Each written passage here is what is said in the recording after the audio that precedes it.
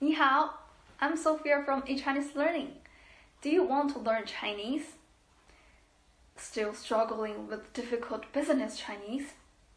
Actually, it is not difficult to do business and 打交道 with Chinese people. I have some foreign friends who can speak fluent Chinese. As they said, Chinese is a flexible but also a very logical language. So come join my free business Chinese class.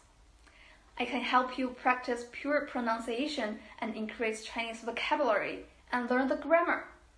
In my business Chinese class, you will learn first, work through real Chinese work and life scenarios, and second, practice authentic Chinese vocabularies and sentences. And third, you can easily interact with Chinese teachers online. And in addition to this free live broadcast class, we also have interactive raffle class activities. In addition to the interactive raffle, we also run a Stay Strong campaign. In addition to the Stay Strong campaign, we also have other surprises for you. So check out the live lecture. More surprises in store for you.